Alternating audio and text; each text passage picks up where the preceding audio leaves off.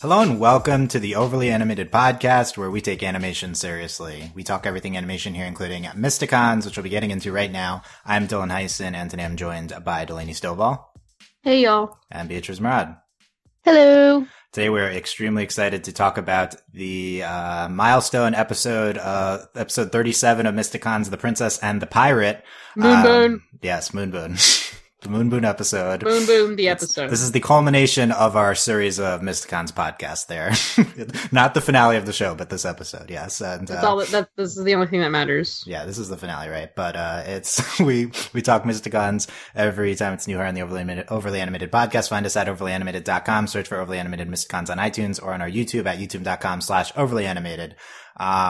This aired yesterday morning, Saturday mornings at 9:30 a.m. on Nicktoons, the Mysticons time slot. Only 3 episodes of Mysticons left, but let's get into Princess and the Pirate. Big spoilers for this episode. Make sure you have seen it. Best place to look is probably like Amazon or iTunes, not up anywhere else, Nick. And so Princess and the Pirate. Delaney, what did you think of this episode? Okay, so obviously it's the best episode ever because they're gay, and I think I need to rewatch because the whole time I was just like, gay, gay, gay, gay. And I was like waiting. I was like, when's it going to happen? When's it going to happen? When's it going to happen? Obviously, the entire episode was super gay and like they kept flirting and like the juxtaposition of like Zarya and Kitty and Casey and M and then Arcana and Malveron being the most irritating thing ever in the world. But it was so great because it's like, look, all these relationships and the gay one is so good. So good. Like, you can't read this any other way.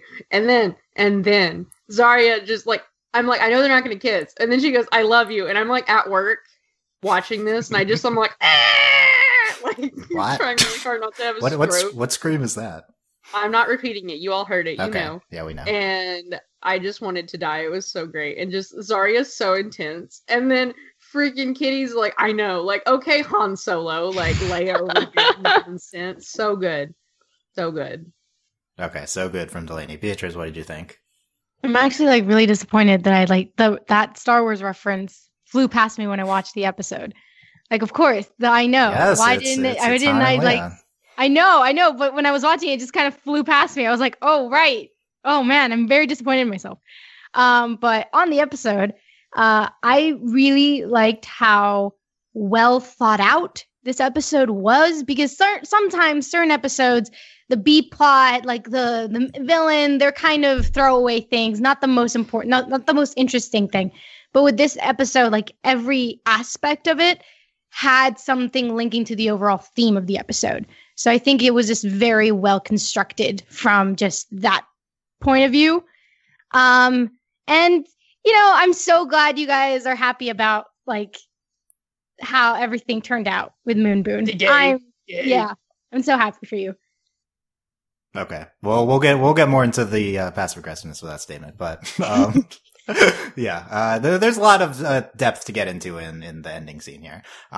This is my favorite episode ever by a lot. I think it's probably the best episode of the show too, just in general. I don't know. There've been some really good ones, but yeah, they did it like they were like, okay, we're gonna like, there was a lot of drama, and they even managed to introduce Moon Elves. Like all of this happened in one episode, and they were like, here's this interdimensional evil creature of doom that didn't do anything, but it was like, it looked like a tesseract, so that's cool. And like, oh, now we have interdimensional portals. They were like, let's just shove all of this into this episode and just put a rainbow on top of it. Like, here we go. It's all right here. On top of it. Yeah. It's all this crap we're doing right now. Yeah. I know. That's why I love it so much. It's this, I completely agree with Beatriz that it was fantastically constructed, like incredibly written episode. And it's all centered around, Zarya and Kitty and their growing relationship and like the drama that's undercurrent and like how they feel for each other and like everything comes back to that. And then also it's like a fantasy sci-fi interdimensional travel episode. Like it's like it's an episode that culminates in this incredible queer moment, and then one of the two of them leaves for a portal, like an interdimensional portal. It's like a Voltron wormhole. It's like just bye. No, it's everything I ever wanted wanted from an episode of TV, right? It's like the sailor right here, going it's off like, to it's sea. gay. They had to have that in there. yeah, it's the ending scene is absolutely fantastic. Oh my god, what's it about like gays and sitting on steps? I was like, I'm feeling it. Did you say what is like, it about gays oh, and yeah, sitting you're on right, steps? you're right. Like Korosami, they're like, we're just gonna, like, Oh, if there's yeah, a girl okay, and that's she's true. sitting on stairs, like something gay's about to happen. Like, And there's best. some interdimensional travel or like portal travel, you know? yeah, they're going So somewhere. Like, one you're or the sitting other. down. Yeah, like it's like, oh, they're dating. Okay. All right, yeah, now that you mention it, a lot of Korosami parallels here to the ending of Legend of Korra. They're sitting and they're really quiet and they're like on the stairs and like they're like leaning into each other and I'm like, this is like Zarya literally sat in like what had to be the most uncomfortable way possible just to twist herself as close as possible to Kitty. It was amazing. Yeah, and it's more, and then one of them, they leave through a portal. In this episode is one of them. They both have kisses cut from the scenes. Yeah, we'll get into that. But yeah, super gay. Yeah, so the last scene is my favorite of the show. You like the sad cry hug. Sad cry hug. Sad cry hug. Like they're hugging, and then they're like, "Come on!" And then Kitty's like makes the saddest face. Yeah. We'll get into all the details of the scene very shortly. Yeah, and just the "I love you" is an incredible moment. It's almost historic on its own. Like would have been if not for Steven Universe. Like 2 months. Like this is still really progressive. Even though yes, this is the scene and episode of the show that did have the kiss. Can the voice actors have a medal? Like yeah, you were digging the voice acting. Yeah. Oh my god, it was just like I was like, it's like, oh, I love you. And there was like, this is intense. Like I felt it. Yeah. So good. Yeah, and yeah, the acting was incredible. The music behind that last scene was definitely just written for this scene. It was fantastic. Is my favorite track I feel of the like show. I did when Korosami happened. Like I want to do laps. Yeah, and again, both have like very special pieces written for them, and there's this incredible moments at the end. I'm like talking to my coworkers. I'm like, that's the gay one. Like I'm like holding up my phone, and I'm like, this is what's happening right now. Like, here's the Mysticons. That's the gay I was one. like, look, this is my show. That's a good image. But yeah, and just the whole thing, the Moon Elves were great, and the Casey and M were fantastic, and the parallels with the ships is a really powerful thing that the show has done for a long time. Honestly, I think it's like even better, almost like especially for like the demographic the show is. It's almost better than just having the queer romance on its own. Because it's like, this is completely normal. They're the same. They're completely equivalent. And I really love that. Like, I think that's like, especially like, I don't know. I just love it. Especially because they're a team. And like, you have a team. Like, that's how it works. Like, everyone gets like a boyfriend or a girlfriend or whatever. Like, it's like how that works. And I really love that, like, it's just shown to be the same thing. And that's honestly, I think it's perfect. Yeah, we've been talking about this since episode 13 when they've had the montage of all the couples there, and it's a tool the show's been constantly using. And like, if you were to say, it's so good. If you were to say like queer strategy meeting, like what's the optimal way to show? No, like say it's the optimal way to show a queer romance to kids who are like, yeah, this is the gay agenda. If you were to show like try to like get kids to understand that it's romance between two girls, like this is what you would do. Like I'm sure that's not how the show approached it. But it's an incredible place that they ended up, and like they realized that this is such a good thing to do, and this is even like it's been so well utilized before, and it's like at its optimal here. That's how the show treats it. Like they're just like, yeah.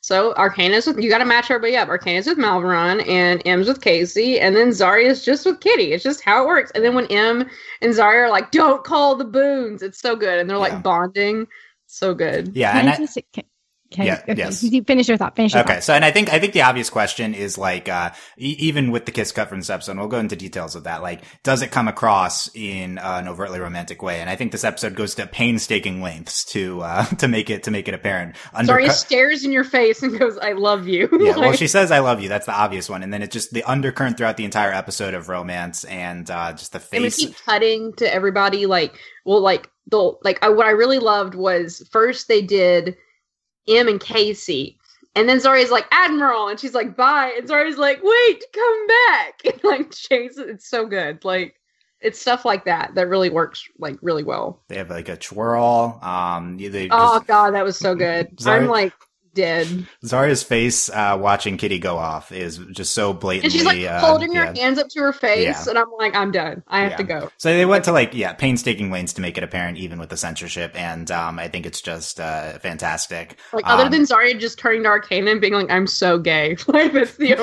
only like. Yeah, that's what they should have done. I think so. That would have been really good. Like Arcana's like, okay. No, I mean, honestly, my only, other than like the kiss not happening, my only Moon grievance would be them not discussing like their orientations. But that's not a thing the show would do. But it should. I don't know, it should. But there, like, one minor downside to the episode, I think, is Casey talking about the stages of grief. That gag, I don't think that really landed. It was fine, but in a super strong episode, other than that, that was the one thing that didn't super work. But yeah, just absolutely fantastic. Beatrice.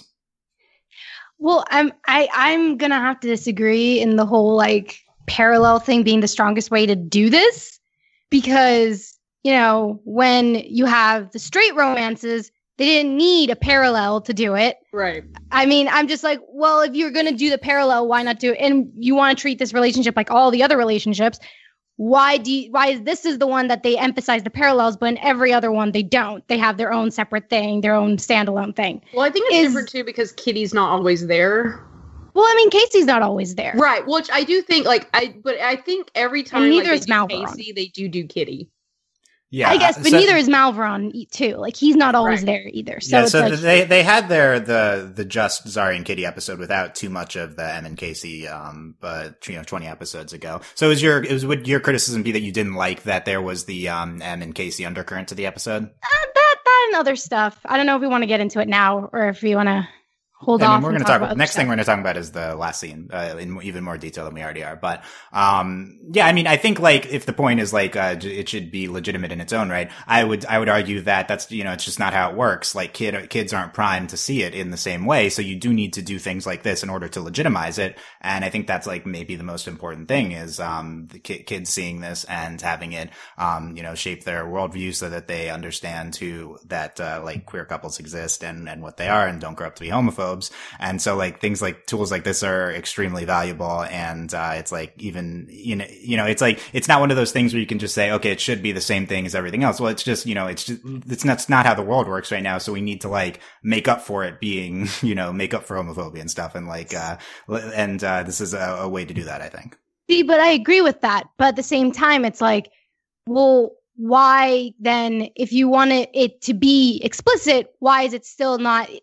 It doesn't need a kiss to be more explicit. I mean, I feel like one of my problems is kiss. No, totally, but that's not. But the thing is, I don't need the kiss for it to be explicit. I also would like, hey, if you're going to do these parallels, why can't we have more commentary from the other characters on that relationship?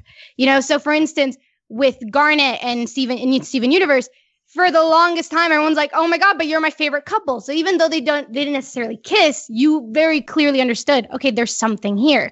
And whenever it's dealing with like in Kitty and Zarya, there's never like I think outside of that one moment with Arcane, I think there was that one moment where she was like, "Go get your girl." Yeah, that's exactly what I was going to say was "Go get your girl." But that was way back. I'm like, this is the episode where you need to go, where you need Arcana, you need Piper, you need M to actually react and respond to this argument that's happening between Kitty and I don't know. I just think I don't know. I would argue that this. I agree with you. Like, I'm not trying to be idealistic, but my problem is this to me was a very frustrating episode to watch, and it's like because even when like there are a lot of parallels with Korosami, which happened 4 or 5 years ago, and guess what? Even despite what the showrunners said about Korosami, and then explicitly saying no, they are together, people would still deny it because it was not overt. It was not clear enough. Well, there's a difference between it being overt and people just refusing. No, totally. But that's the thing. Like for me, this was not enough. What's not overt about this? I feel like other than the kiss happening, the declaration of love, I think that's like as much as can happen as these two would have realistically as teenagers. I don't really know to what other lengths you can go. Like, I feel like there's three types of people. So the question is like, are people going to interpret this romantically after this episode? There's like three camps of the people. There's, the people like us that are looking for stuff like this that saw this a long time ago, obviously. And then there's, maybe people that will see it, are capable of seeing it as romance, even if they have been influenced by society in a way not to seek a relationship sometimes. I think kids will see this like as romantic. I was seeing tweets like they were like, it was just, I think I don't remember who it was. Someone had tweeted, and I think Sean had retweeted it that someone was watching it with their daughter. Sean said his daughter watched it, and he said are Daddy, are they in love like Arcana and Malveron are. And that's the whole powerfulness of like having this parallel thing that we were talking about. And, I think that, and the third camp is, just the homophobes, and you can't, they're not going to see it no matter what you do. The kiss would break through to them because, in our society's mind, kiss is inherently romantic. So that's why the kiss is so important, because it breaks through to people who are even the most homophobic. And, yes, that's not there. And, I love you. There's no other way in our language to I guess you could say I love you romantically. But outside of that, yeah, people are gonna not see it. I think it was probably as blatant as it could be in terms of. I wasn't expecting her to say I love you. Like when they just hugged, I was like, okay, but I was, and then she was like, I love you. And I was like, I'm gonna die right here, have a stroke. Because like Korosami, obviously they held hands, and obviously they're like super gay for each other, but like, they held hands and they stared longingly into each other's eyes. But here, like Zarya looked her in the face and said, I love you. And it was like, oh my God, like my soul is going to leave my body. And obviously I'm hype about it because I've been waiting for this, and Zarya is my favorite character. But yeah. Obviously, like, what irritates me isn't that there wasn't a kiss. It's irritating because there was supposed to be a kiss and they didn't let it happen, which is not the showrunner's fault. They tried so hard. And that's the issue I have with it. But, it's explicit. It's beautiful. It's, like, I just love the parallels because it's stuff like that to children that I love. And then they do it well. Like, it's not like they're trying to do the parallel. They just do it because that's the kind of show this is. Like, you have a team, and everyone needs somebody to be with. Yeah, it's a mechanic because of the premise of the show of them. Yeah, because they're a team, and they're like teenagers, and you have their like matches. Yeah, and they play it that way really well. And like, it just happens that they do it together because Casey and Kitty are always together. Yeah. Oh, look. Do you know who else says I love you? Friends, like best friends say I love you to each other. Sisters say I love you to each other. You know what they don't say? I'm in love with you. Just adding the in makes it different. Or say this. Instead of her say Zarya said I love you. And then Kitty goes, I know. But then she goes, no, you don't understand. I'm in. And then Kitty cuts her off. That in itself would have been more than enough. That would have compensated for any frustration. The problem is that they were supposed to kiss after that, so they did do the cutoff thing. That's if they're supposed to kiss, then they knew they were going to get cut off. Then they're like, oh, we can add something else. We can do something else. I think it's clear if you have the kiss in there for sure. She says, I love you, I always have. I don't know, this, to me, it's blatantly romantic. Going back to something you said before about other characters commenting on it, I thought that was like one of the strengths of the episode was the, no calling the boons. I thought that was a blatant thing. And then Arcana's like, can y'all calm down? Like they're in the cave, and she's like, chill. Like that's to me is it's M commenting on the fact that this is Zarya's girlfriend, like it's her boyfriend. Like that's to me, that's exactly what that was. Look, I don't know, because the thing is, I wasn't sure if so they were together or they weren't together, and now they're together. Like that to me is still unclear. I don't know if they weren't together before the love convention. She also left. I think that was meant to be ambiguous. But that's the thing. It's that ambiguity I don't enjoy. I'd like, no. Okay, so let me answer the question. They weren't together before the end of this episode. That's what this was. They were friends who had this heavy romantic undercurrents, but they were like childhood friends who had this strong platonic foundation of their friendship. So even though they're kind of obviously into each other and they both know it, it's like a scary thing to move beyond that. And then this is the end of the episode. We're doing that, then you can't say, when they're talking about like, don't call the moons, then the boons. Oh God! Everyone knows, like everyone knew Zarya was into her. That's the thing, though. If that's the case, but they weren't together, then I needed a scene with her friend saying, "Yo, like, come on, get it together. Like, you need to do something about this. Like, she's gonna go or something like that." It can't just be, they all assumed they were together if this is the episode where they get together. I'm just saying I was left frustrated, and I didn't need a kiss. Like the kiss wasn't the frustration. I expected it to get cut. And to me, I don't take episodes as what happens behind the scenes. I take the episodes for what they are.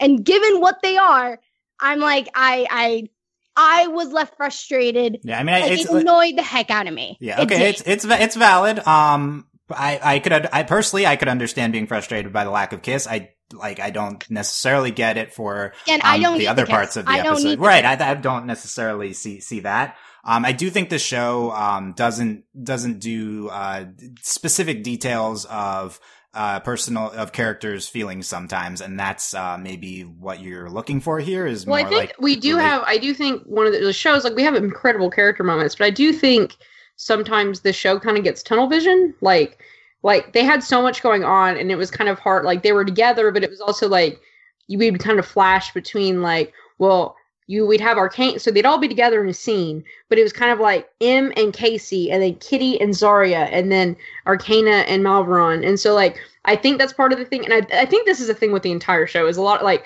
other than, I think, sometimes M being like, guys, calm down, and, like, commenting on characters, because M's usually commenting in the background, and it's usually for comic relief.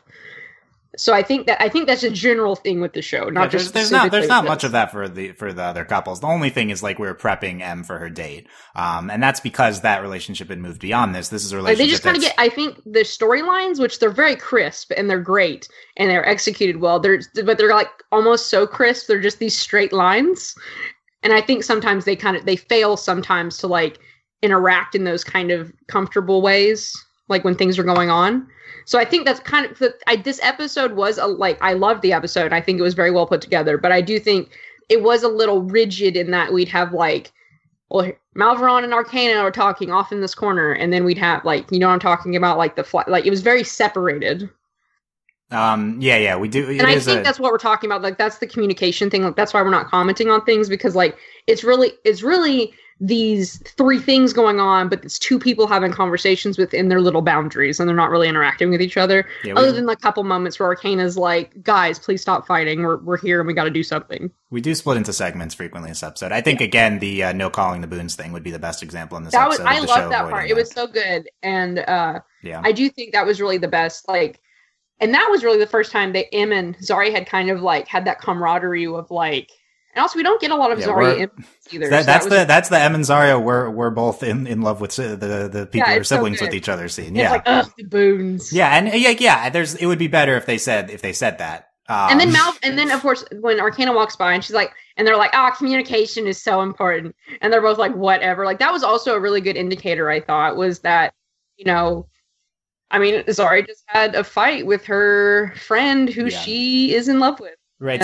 So I guess what we're talking about, Beatriz would probably argue that this is all, like, subtext that we're reading into, whereas she would like it to be more overt. And I can agree with that, although I do think it's, like, blatant subtext. The way, honestly, like, it would be more subtext if the show wasn't so blatant about grouping everyone together. Yeah. I think that's what takes it outside of subtext, is putting them all next to each other. Obviously, the ending as well with the I love you. Because the thing is, because, like we've talked about, like, you can have these things in a show and people will just freaking ignore it forever. Like, people think Pearl's not gay. And I'm like, have you been watching the show have you been watching Steven Universe? Like, do you know? And people will just ignore stuff, like full out. I think that's why subtext for me is no longer enough. Well, the thing is, this isn't subtext because of the grouping, which is why you're like, you didn't like, you know, it needs to be a thing on its own. But the thing is, like, it's always going to be read as subtext until we're able to, like, and the thing is also, like, the show is different. Like, they're not like, you know, granted, when Zarya opened her mouth, I thought she was going to be like, will you be my girlfriend? And she's like, will you be my admiral? Which was basically the same thing. She basically asked her to be her girlfriend. That is another thing that, you have the admiral thing. I mean, Zarya basically proposes to Kitty with the medal. Basically. But again, it's a thing that's not exactly a thing. But the thing that's not subtext is I love you. And I think you can't take that away from this episode. I feel like that's the blatant part of it. But other than that, maybe there's a point to that. And I think we would hope it would be incredible if in one of the last 3 episodes we had them referring to Zarya and Kitty being together now, because at the end of the episode they are a couple in whatever form that these teenagers are. And so now it could be something that's blatantly commented. Maybe it's something that the other girls in the group are walking around because they know it's kind of a sensitive subject. Like they both know, but it's like kind of angsty and like they don't want to ruin their friendship. So now it could be in the open. It was a little unclear unclear in that, not this episode. I do think overall, like, did Zarya know she loved Kitty? Like, that was the thing that for me, like, granted, she drew her face in the sky, and I was like, Zarya.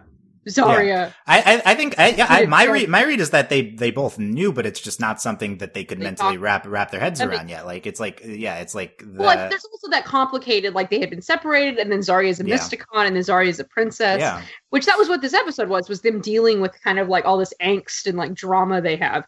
Yeah, and they need to sit down and eat pizza and be really gay. That's what they need to do. Yeah, well, that's what Em and Casey did on their date. Exactly, that's what they should do. Yeah, Kitty's the pizza champion in episode 12. I think. By the way, the fact that we've just had like this 10-minute discussion on the depths of their relationship, I think, just shows why this episode is so incredible and why this relationship has been so incredible on the show. You know, any sort of like limited to subtext faults aside, which I do think are like I see more validity in now that we've talked it through. I feel like this is maybe the most complex queer relationship we've seen in animation to this point. Honestly, it's more Western satisfying. animation. In Western animation, all the anime, obviously anime has its own flaws. I think that, the only contender I feel like is Ruby and Sapphire in Steven Universe.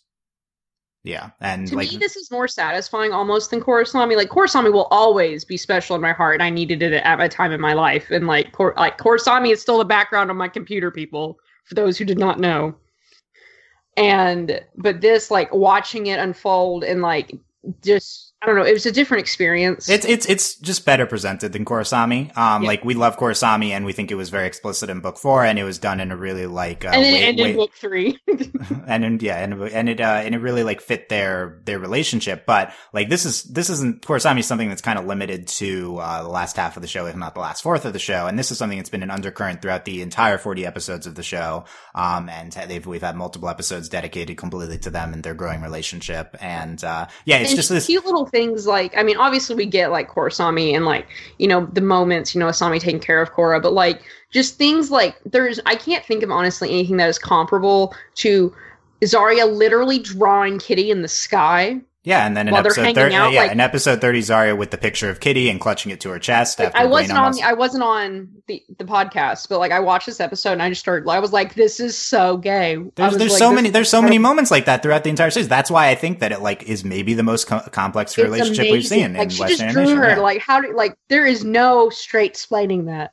There's no straight explaining that. No, like, I'm not going to draw my brother. Like, this isn't a thing, guys. Like, it's not a thing. Yeah, and that's why it's so powerful, this episode. It's the culmination of this, all the emotions put into it, all the moments that they've had, and the comparisons to, by the way, I've been mentioning how the comparing it to the other relationships really meaningful to children, also just really meaningful to me and, like, a lot of us. Like, that's just, it's something that I think is resonant even, to people that, like, know, even to people that are, like, primed for queer relationships and consume a lot of queer media. It's still really powerful seeing it like that. Like, Korosami at the end, Korra became very difficult to access for children, I feel, because of they kept moving it around, they moved it to online, and I was really heartbroken at this thought that someone who loved The Legend of Korra wasn't going to be able to watch it anymore.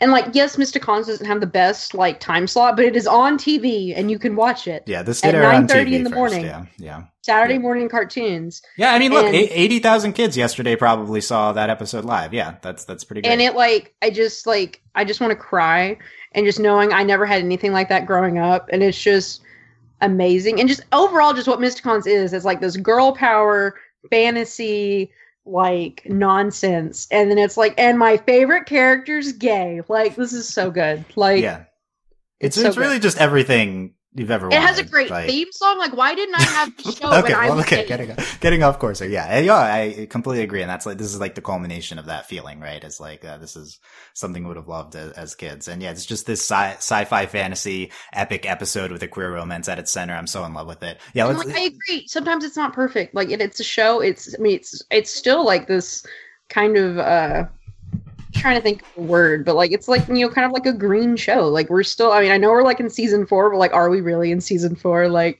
we're in season 3, but yeah, none of these episodes were all written before any aired, right? So it's like, it's still basically season 1 in that regard. And it's amazing, like, where we're at right now. And like, and I do agree, like, there are some things that aren't the best, and I would have, you know, things can always be more explicit. Like, why don't they just yell, "I'm gay" at the top of their lungs on top of the roof? Because that's what I would do. Yeah, well, honestly, like, it's a little frustrating to me that it's not even conceivable that the show would talk about Zarya's, realizing that she's gay and, like, that being an arc. Like, that, it doesn't seem like something that the show would remotely do, not just because of censorship. It feels like, there's a level of depth to that we wouldn't get to, which is a little bit frustrating, but maybe that's something that we would have gotten into in later seasons. And yeah, like, that's especially frustrating that we're not getting, more episodes than 40 now, because we would have seen Kitty and Zarya as a couple, in later episodes. We'll see if Kitty comes back in the finale. She better come back, I swear to God.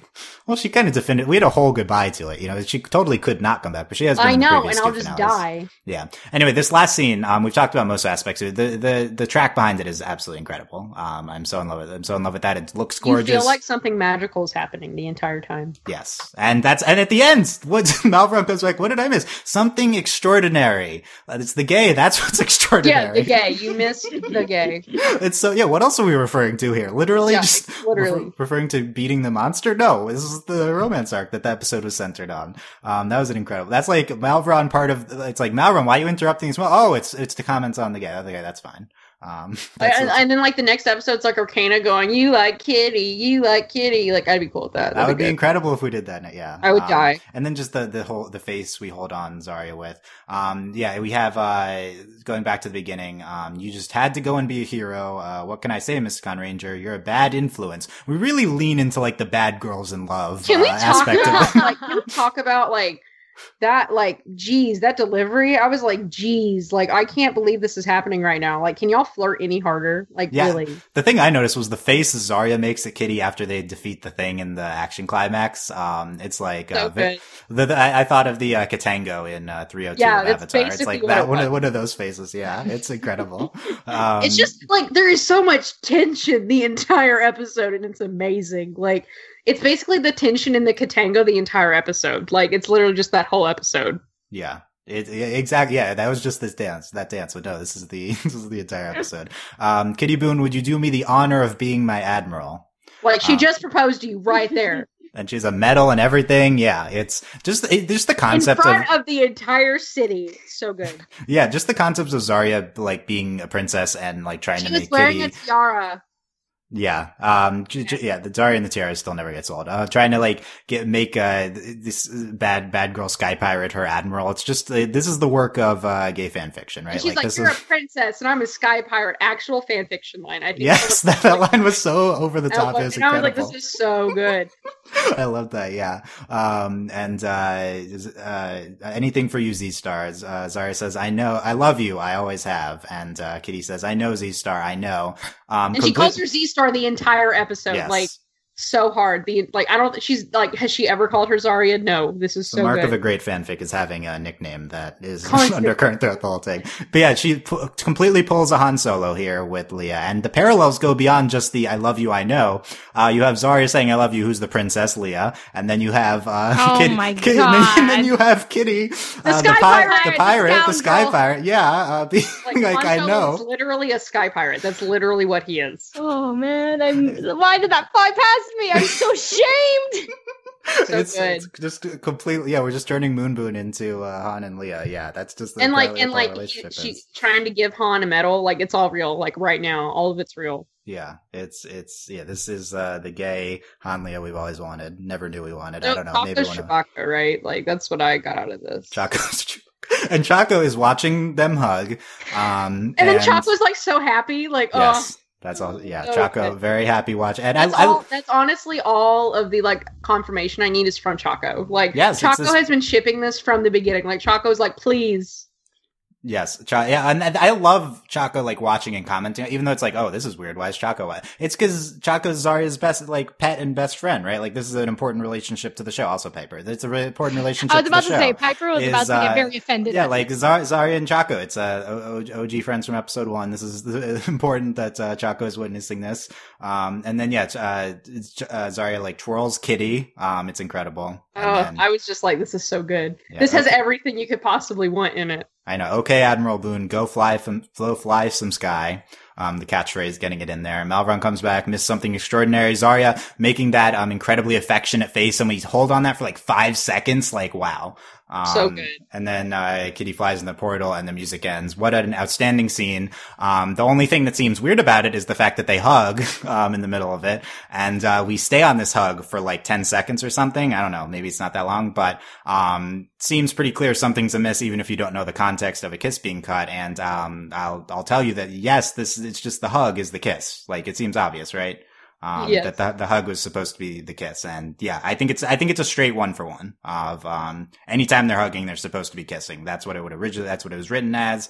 I think it was storyboarded as that too. It didn't get animated or anything. So there's no version to put online, as, Sean talked about on his Twitter. But it's just, we like focus a lot on this hug, which I think still works as a moment because of the I love you. Like, it's this tender moment between them, but it would have really cemented it romantically if it was a kiss as was written and intended. And it's really a shame that it comes at this time when this gets cut. I think a year from now, this would not have happened. I agree. Yeah. First of all, Nick even okayed this. Like he is the sponsor that cut this. Like, it's supposedly not gonna, yeah, but, it's frustrating because Steven Universe just had the first, main character involving same-sex kiss on, animated Western animation. And they got married. And they had a proposal. Yeah, it's like, we're really breaking through, and there should be stuff to come also on this front soon. And so like, this is at a time when, we're breaking through here. Mysticons is like going to hopefully be one of the last victims of this type of censorship. And hopefully won't be a victim maybe in the future as the show progresses. Yes. Unfortunately, it does seem more definitive at this point. We won't be getting episodes beyond episode 40, as Sean commented on his Twitter. But, we could always hope. Hopefully Netflix pick it up. But no, it doesn't look like it. And another show that had a similar level of censorship recently was Voltron Legendary Defender. And that's one of the comparisons I wanted to make here was Voltron, not reporting anything, but Voltron also had a kiss cut from that scene between Shiro and Adam, probably. To me, it seems obvious. Shiro and Adam, that flashback in the first episode of the recent season, they're just kind of like ambiguously like roommates or something, and they never even commented. I think there's supposed to be a kiss. I think there's supposed to be an I love you. We don't get any of that. And what we're left with is like, it's even hard to tell that they were significant others. Like it's not even necessarily super apparent from the show. And then of course they go and fridge Adam, but that's not even the issue here. It's that, that's why this is not Voltron. That's what I want to emphasize here. Mysticons had a kiss cut, and it thrived in spite of it because of the I love you, because of the incredible build up and surrounding context in this episode. It's incredibly, Voltron has none of that. It just popped Adam on, didn't even say Shiro was gay on the actual show. None of that actually comes across on the screen, and that's not the people who made its fault. They tried for that. It just didn't happen. In Mysticons, it's still very apparent. So I think Mysticons gets the better end of the stick in spite of like this terrible censorship. It's still, I guess we're still fortunate that it came across like this. Like, we still got the I love you in there. It is just unfortunate. Like, we were kind of robbed of this, like, the scene's amazing as it is, and then if they had kissed, like, one, I'd be dead. I wouldn't be here right now. Like, I couldn't be recording if that had happened. I'd just be like dead somewhere out of like pure happiness. Yeah, I mean, that's the only downside to like what I think is the best scene in the show is like they should have kissed there. Like, the hug also works. I mean, literally, I think I tried the frame by frame, but literally their faces go up to each other and then they go down to hug. Like, it's like obvious. Like, okay, that's the point where the kiss starts. They were gonna kiss. It's exactly where it starts. And like, no, Chaco's gonna be watching that too. Like, it's the exact same thing. And another thing that gets its kiss cut, as mentioned, is Korosami not reporting this. This is never public or anything, but probably Korosami were supposed to kiss in that last scene, and what we got was the best version of what was allowed by Nick. Yeah. Here we have a kiss, some very similar circumstances we talked about. Nick ends up okaying it. We've made a lot of progress here. Nick okayed this in the end. There was initial resistance apparently, but that's great progress. Like, it still didn't get done because Mysticons is made by so many different companies, but it's a long history of this type of thing happening, and it's even more behind the scenes. Like, even more things than you realize. Like, Star First Force Feebles definitely had a lot of queer representation cut, and hopefully not some shows to come. Hopefully we're changing things here. But, I think the main point though is that like, it would have been even better with a kiss, but it's still like really great as opposed to some other things. Like, do you know why for Voltron, why? Who cut it? I mean, if a sponsor cut it for Mysticons, I'm trying to figure out because isn't Voltron like 100% Netflix? Yeah, no, it's DreamWorks is the production company. Gotcha. Yeah, DreamWorks owned by NBC, so there's Comcast, so there's giant corporations surrounding. Gotcha. Surrounding Voltron. Unfortunately, almost every single show in animation is made by like one of 5 companies in the end. I think Mysticons not. I don't think is Novano owned by anyone. I don't think so, but there's too many people in there that it didn't happen. But yeah, it's just the scene completely blew me away. It's artistically incredible. This episode, artistically incredible. The one background of the place that they're going to put the prism, when they're fighting crazy. The elves. That was one of the most gorgeous backgrounds the show's ever had. This episode went all out, just in all aspects. And I think it really came through in how fantastic it was. Yeah. Delaney, any other comments on that final scene? I'm just like it was just so great. Like I'm just like I will treasure it the same way I treasure like watching Kurosami for the first time. Like it's just unbelievable. Yeah. I agree. And it's later in our lives, so it's kind of a different, dynamic here, but it's still really meaningful. Yeah. And Beatrice, any other comments on the last scene? I mean, you've convinced me that because I didn't know about the Voltron stuff, because I don't follow that show, but yeah, like I agree that they did the most that they could do and this is more a critique for also like just a lot of the other things just overall with the show. There's just certain things I'm like, you could have done this and made it actually like not subtext. But the fact that there is so much subtext and they went all out for this and they planned it since the very beginning is definitely something to be commended for. I'm just not gonna scream from the rooftops, we did it, everybody, versus... Yeah, no, definitely not. Hopefully it improves on this to come, and there's even better. It's just like these little moments. And it's just a couple that's really meaningful to us. Like, I think that's like the main thing, yeah. Totally. And I mean, I also think it was just bad timing that it happened 2 months after the whole Steven Universe thing, when it's like, oh my God, here this has happened, and then we still have it's like a gradual thing. You know what I mean? So it's kind of like, it's not a very clean kind of timeline of like, oh, okay, we have a breakthrough now, and then here's the other breakthrough, and everything's fine after. You know what I mean? So yeah, there's a world in which even Mysticons is the one that breaks the same-sex main character kiss barrier as opposed to Steven Universe. Like totally. Like this, like it doesn't get censored. Steven Cartoon Network holds on to that episode for even longer, and yeah, it could have happened first. So it's I mean, had it been flipped, then I maybe wouldn't have been as frustrated. Had Mysticon had this episode, and obviously, it's like a year and a half in the making and stuff. Animation totally. Time, so it's like, and it's just it's frustrating because there's going to be even more awesome stuff to come in other shows, and like, Don't get me wrong, listeners. Like, I'm a fan of the show. This is more of just I'm tired of breadcrumbs when it comes to the representation, just in general. Yeah, well, yeah. So for sure. I'm just letting people know that don't mean to be frustrated. This is a wide endemic in the industry.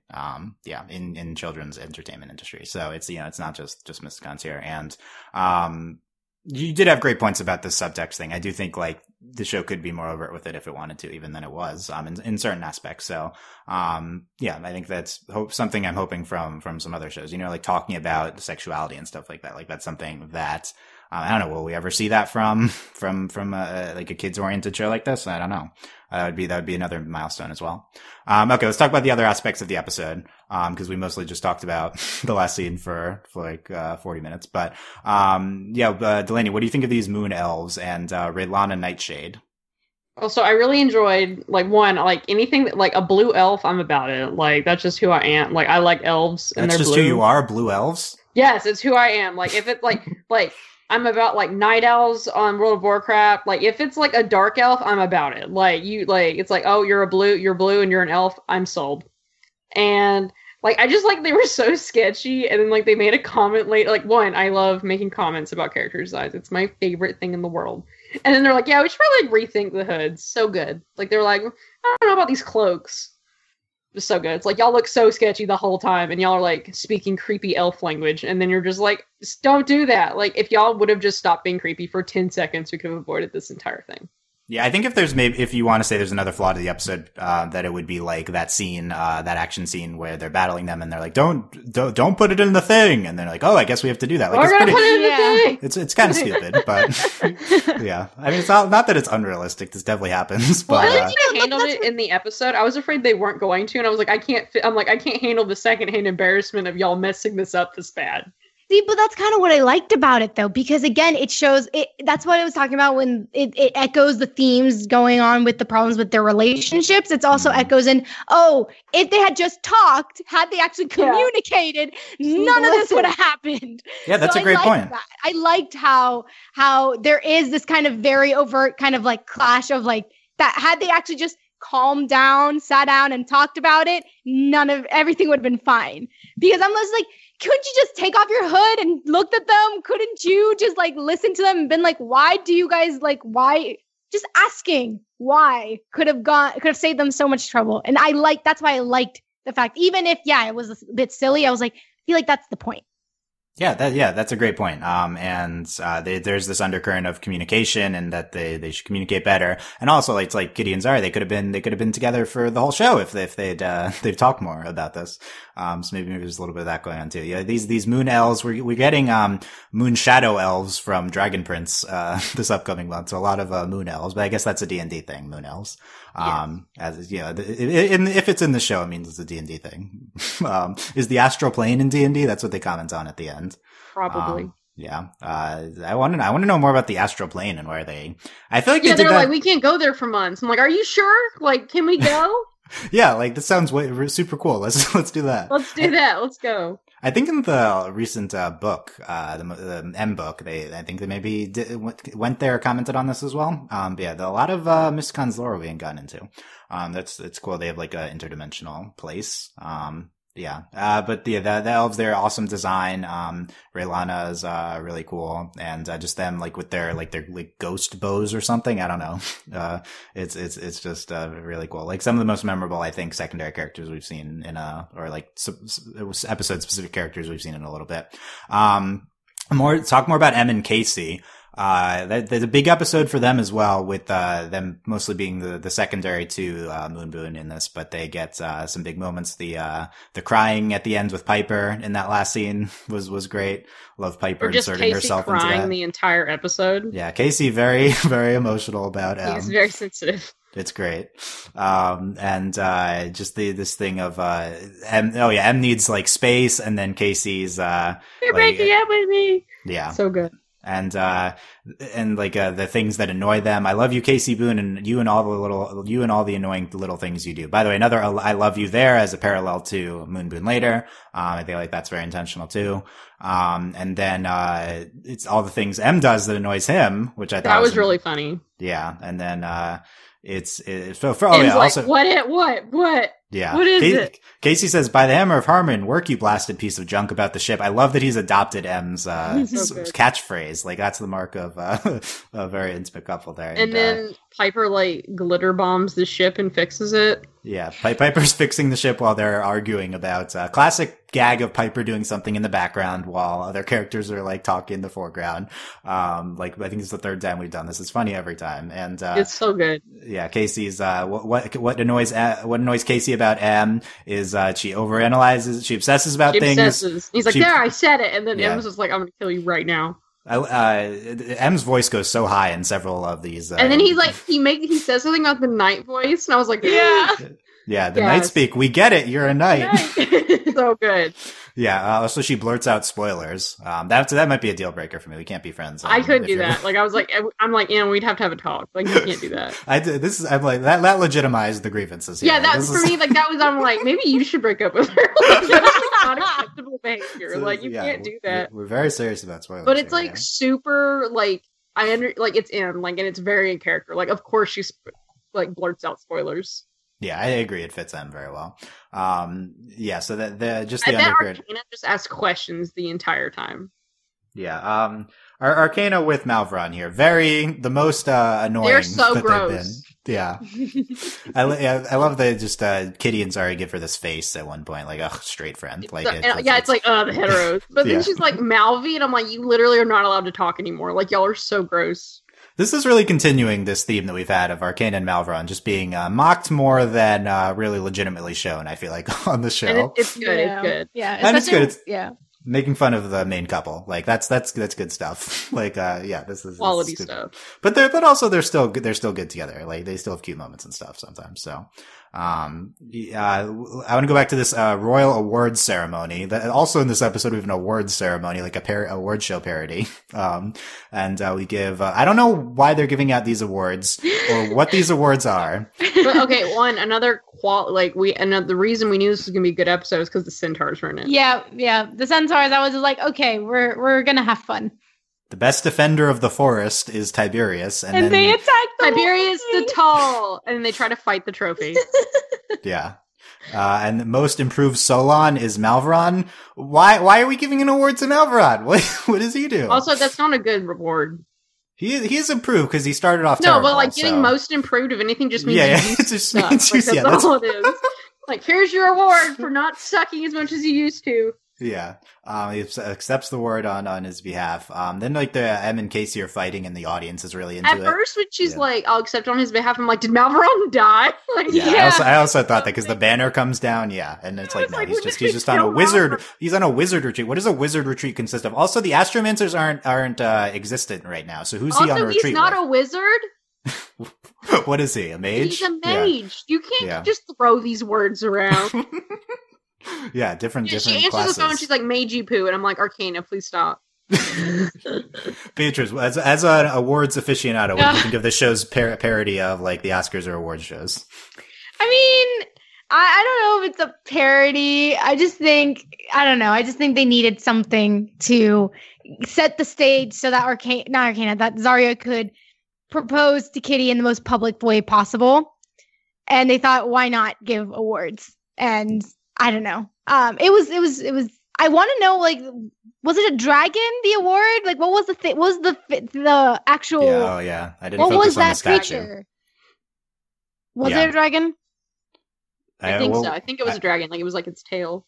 Yeah, hope we have dragons come into play soon in the show, even more so. So yeah, maybe foreshadowing. But it was very nonsensical scene, but it's very funny, and Piper's great in it, and Zarya appoints Kitty the admiral of the royal fleet in front of everyone. It's fantastic. It would have made it better had they actually given speeches and then the orchestra cuts them off. That would have made it like an actual kind of reference to award shows. Yeah, I think there's the dumbness of the award. Yeah. Yeah, it's like we didn't even try to make these make sense or have any context for this.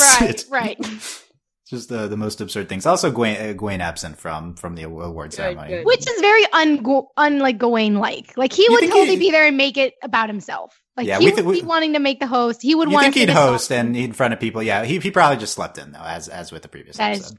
That is true. We get this line. They're arguing over Zarya's changed. We got that in the beginning scene when they're on a treasure hunt. By the way, Zarya Kitty treasure hunt's what opens this episode. It's fantastic. It's like, I used to love treasure hunts, and Zarya's like, juggling all the, responsibility of being a princess, which I haven't really seen, but, you're a princess and I'm a sky pirate, and I don't think we should hang anymore. So dramatic. I felt it so hard. I was like, don't do this. I was living for it. It's so good. It's like, yes, we're doing this. They're so dramatic. This whole episode's so dramatic. It's great. Also Em and Casey's very dramatic in front of everyone as well. Kitty and Casey are talking about their bays on the ship, and we get into Casey's stages of grief thing. What do you guys think of this? I didn't really like this gag.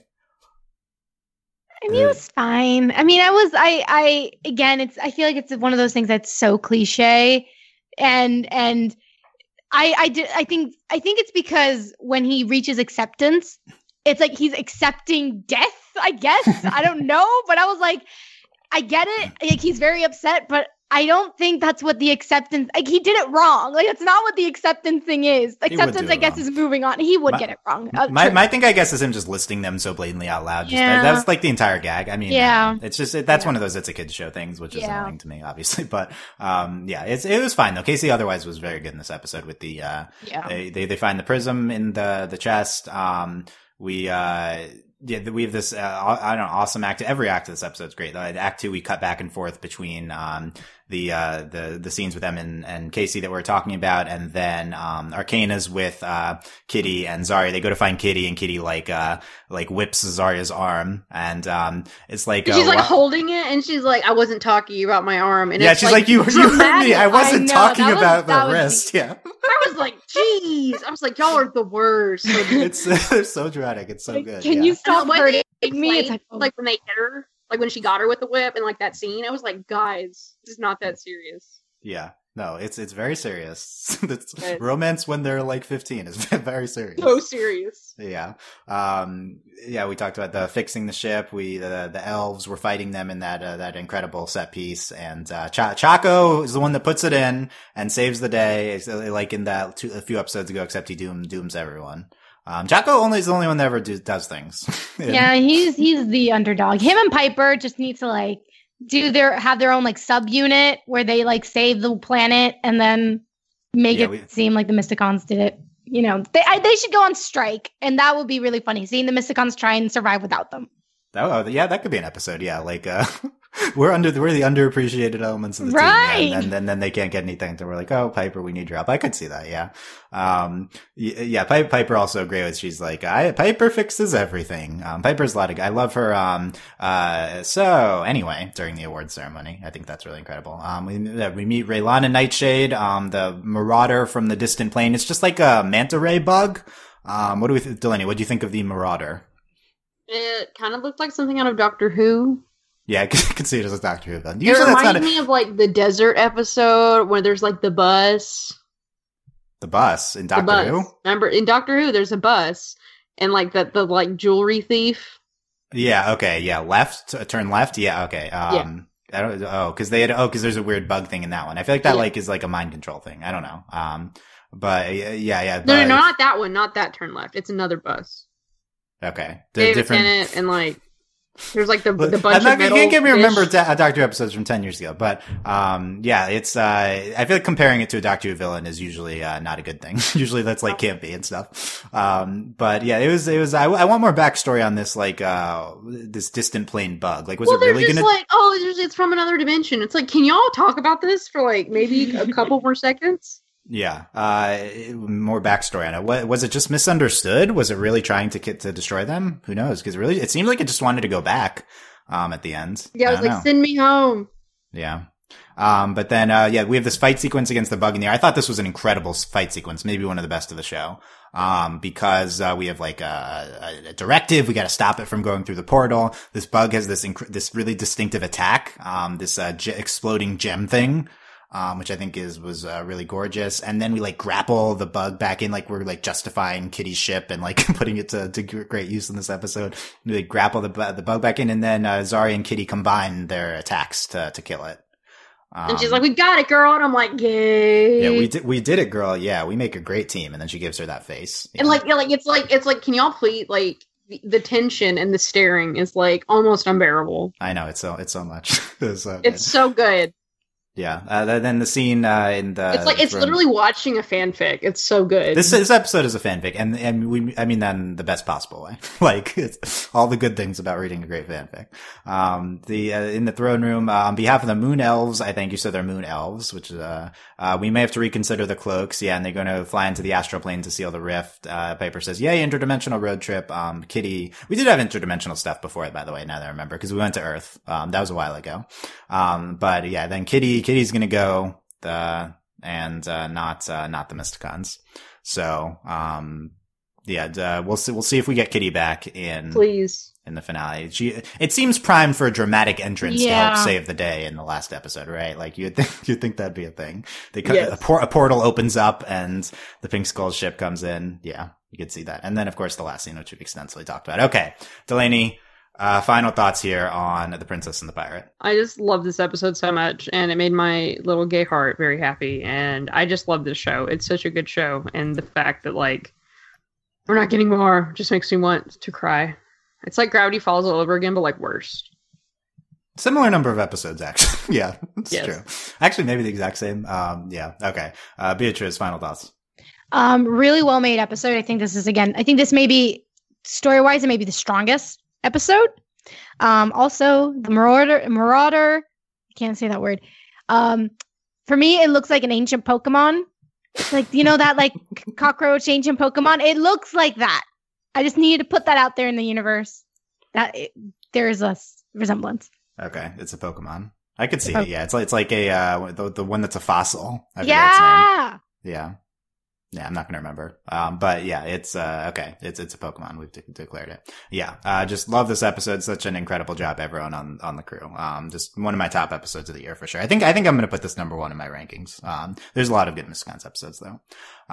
Okay, so next week we have third to last episode, Eternal Starshine of the Mage's Mind. Oh God. With the help of Tasma, the Mysticons enter Proxima's mind to retrieve a hidden spell. This can't go well. Like, that's your instant reaction. Yes. This can't go well. Like, is Tasma going to be a good I'm guy? excited for Tasma to do something. Though I'm like, is she just going to crawl in her head? Like, what are we doing?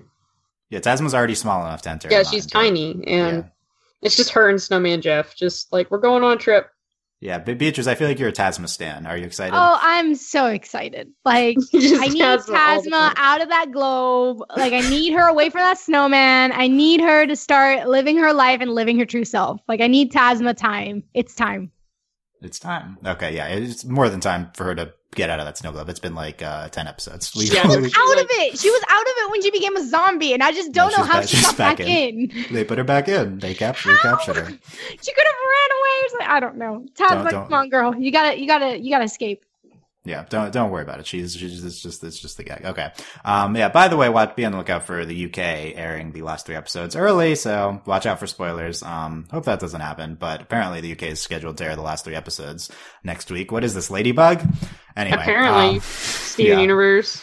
Yeah, we haven't had a Steven Universe foreign airing first in a while, but that did used to be a thing. Yeah. Okay. So let us know what you thought of this episode. Come talk about it with us on our Discord. We've been very hype about it there at overlyanimated.com/Discord. Support us via Patreon, patreon.com/overlyanimated. Thank you very much to all of our current patrons, especially our patron of the podcast, Ryan, aka Brian. And thanks as always to our patron executive producers, John, Ryan, Steve, Alex, and Q. Check out other stuff at overlyanimated.com. We had DuckTales, a little bit of a quiet period. We're gearing up for the Adventure Time series finale, though. That's coming up next week. There's Disenchantment podcast, not appropriate for Mysticons viewers. But spoiler alert, they did not like that show. I was not on that one. And Craig of the Creek, among other things, at overlyanimated.com. Yeah, let us know what you thought. Subscribe on YouTube if you are not yet, youtube.com/overlyanimated. And thank you guys very much for listening. We will see you next time. Bye. Bye. Bye.